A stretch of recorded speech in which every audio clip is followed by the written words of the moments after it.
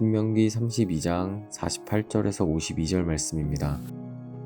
바로 같은 날 여호와께서 모세에게 말씀하셨습니다. 일어나 아바림 산맥으로 들어가 여리고 건너편 모압의 느보산으로 가서 내가 이스라엘 백성들에게 그 소유물로 주는 땅 가나안을 바라보아라. 내 형 아론이 호르산에서 죽어 내 선조들에게로 돌아간 것 같이 내가 올라가는 산에서 죽어 내 선조들에게로 돌아갈 것이다.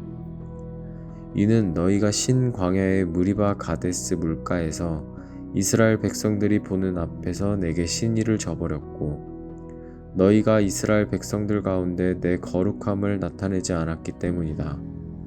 그러므로 너는 내 앞에 있는 땅을 볼 수는 있겠으나 내가 이스라엘 자손에게 주는 그 땅에 들어가지는 못할 것이다. 아멘. 우리들이 출애굽 사건을 묵상하면서 사실 조금 의문이 들게 되는 것이 있습니다. 하나님께서 이스라엘 백성들에게 주신 젖과 꿀이 흐르는 가나안 땅에 바로 모세가 들어가지 못했다는 것입니다. 여러분은 이 사실이 이해가 되십니까? 지난 40년의 시간 동안 수많은 이스라엘 백성들을 광야에서 큰 어려움 없이 살아가도록 인도한 사람이 바로 모세였습니다. 누구보다 고생했고 수고한 사람이 바로 모세 아닙니까? 이러한 이유로 누구보다 가나안 땅에 들어가야 할 이유가 충분했던 사람이 모세였는데 모세는 가나안 땅에 들어가지 못합니다. 하나님은 그런 모세를 통하여 이스라엘 백성들에게 하나님의 구원 약속인 복음을 더 분명하게 선포했는데 기독교는 종교가 아니라고 우리가 하나님의 살아계심을 믿음으로 고백하는 것은 당연한 진리를 깨달은 삶인 것이라고 결코 종교 생활이 아닌 신앙 생활을 할 수 있어야 한다고 당당하게 백성들에게 선포했습니다. 그렇게 48절 말씀을 보면 모세가 백성들에게 하나님의 복음이 진리라고 하는 확신을 선포한 바로 같은 날 하나님은 모세에게 이해할 수 없는 말씀을 하십니다. 49절 말씀을 보면 모세에게 일어나서 여리고 건너편 모압의 느보산으로 올라가라고 말씀하시면서 그 산 위에서 하나님께서 이스라엘 백성들에게 이미 주신 가나안 땅을 바라보라고 말씀하십니다. 아직 가나안 땅에 들어가지 못한 모세에게 가나안 땅을 모세의 눈으로 직접 보게 하십니다. 그러면서 하시는 말씀이 50절 말씀입니다. 너의 형 아론이 호르산에서 죽어 너의 선조들에게로 돌아간 것 같이 네가 올라가는 산에서 죽어 너의 선조들에게로 돌아갈 것이다. 또 52절 말씀에서도 하나님은 모세에게 너의 앞에 있는 땅을 볼 수는 있겠으나 그 땅에 들어가지는 못할 것이다 라고 말씀하세요. 우리로 말하면 하나님께서 모세에게 확인 사살을 하신 것입니다. 우리 하나님 조금 너무하신 것 아닌가요? 가나안 땅에 들어가게 하지 않으실 거면 아예 보여주지도 마시지 왜 모세를 굳이 느보산에 올려보내셔서 그것도 자기가 죽음을 맞이하길 그 산에 올려보내셔서 가나안 땅을 직접 보게 하신 것일까요? 그리고 하필이면 모세가 백성들에게 복음이 진리임을 분명하게 선포한 바로 그날 하나님은 모세의 죽음을 알리신 것일까요? 분명 우리가 가진 세상적인 기준으로는 이해할 수 없는 말씀입니다. 하지만 영적인 눈으로 이 말씀을 묵상하게 되면 우리는 더 크고 깊은 은혜를 경험할 수 있습니다. 하나님은 모세에게 같은 날 생명과 죽음을 동시에 보여주셨습니다. 우리 생각에는 왜 하나님은 굳이 모세에게 가나안 땅을 보여주시면서 죽음을 말씀하셨을까라는 의문을 갖게 돼요. 하지만 하나님의 구원은 나의 바람이 이루어지는 것이 아닌 하나님의 영광이 온전하게 드러날 수 있는 것입니다. 모세의 믿음이 위대한 것은 모세는 하나님께서 자기에게 생명과 죽음을 동시에 보여주신 것에 대해서 아무런 불만도 갖지 않았습니다. 오히려 모세는 결국 이스라엘 백성들이 가나안 땅에 들어가게 된 것에 대해 감사했습니다. 모세는 모든 것을 하나님의 뜻에 맡기며 감사했습니다. 복음이 진리임에 감사했고 이스라엘 백성들이 가나안 땅에 들어갈 것에 감사했고 비록 모세 자신은 곧 죽게 되겠지만 그래도 가나안 땅을 자기의 눈으로 직접 볼 수 있었음에 감사했고, 이 모든 감사에 결론적으로 하나님의 뜻이 온전하게 이루어지며 하나님의 영광이 온전하게 드러날 수 있었음에 모세는 감사했습니다. 모세의 이 감사야말로 최고의 구원에 대한 고백 아니겠습니까? 우리는 하나님의 구원에 대해서 오해합니다.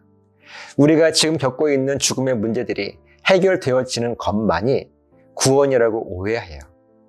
하지만 최고의 구원은 오직 하나님의 영광만이 세상에 선포될 수 있는 삶, 이를 위해서 비록 내가 고난에 처한다 할지라도 감사할 수 있고, 비록 내가 죽음을 경험한다 할지라도 감사할 수 있고, 비록 내가 아픔을 겪게 된다 할지라도 하나님의 영광에 드러날 수 있다면 그것으로 충만하다는 고백, 이 고백은 최고의 구원을 경험해 본 사람만이 할 수 있는 고백입니다.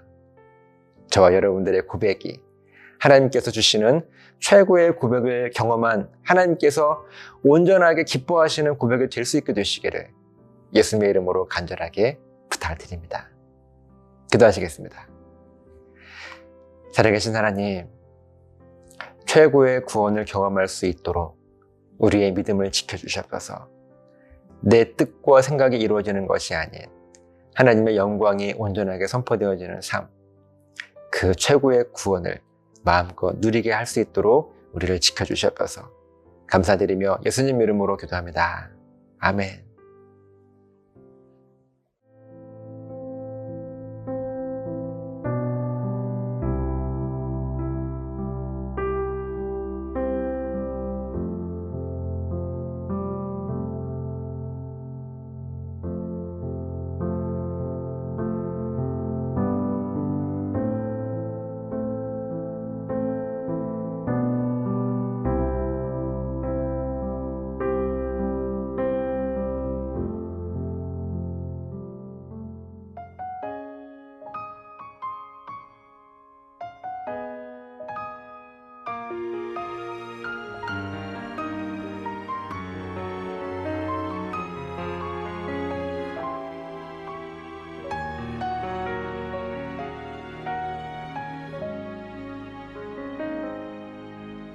내가 사람의 방언과 천사의 말해도 사랑 없으면 소용없고, 예언하는 능력 있어 모든 비밀 지식 사랑 없으면 소용없도다.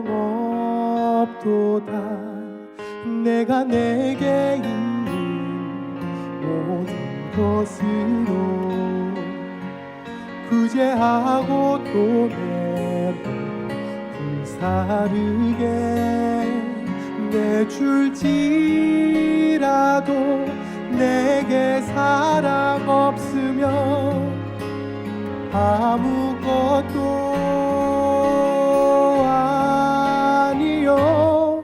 사랑은 오래 참고, 사랑은 온유하며, 사랑은 시기하지 않으며, 우려히 행치 않고 유익을 꾸지 않고 모든 것을 견디느니라. 내가 사람의 방언과 천사의 말해도 사랑 없으면 소용없고, 예언하는 능력 있어 모든 비밀 지식 사랑 없으면 소용없도다.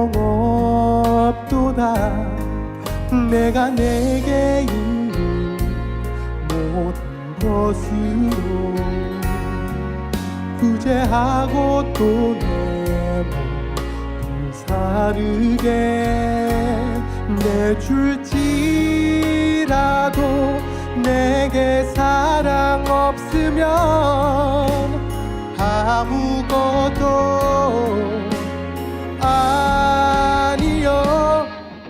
사랑은 오래 참고 사랑은 온유하며 사랑은 시기하지 않으며 무례히 행치 않고 유익을 두지 않고 모든 것을 견디느니라.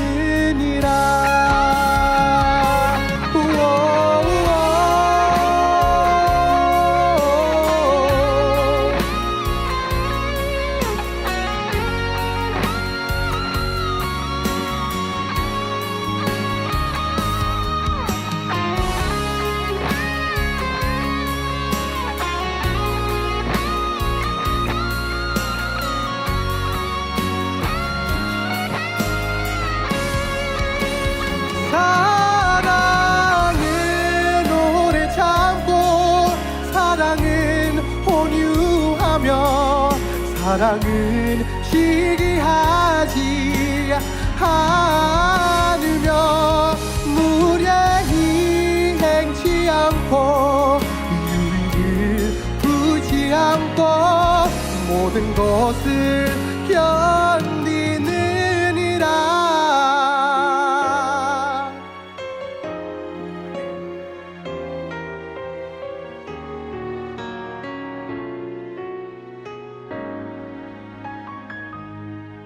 그런즉 믿음 소망 사랑 이것은 영원토록 있을진데 그중 제일은 사랑이라 그중 제일은 사랑이라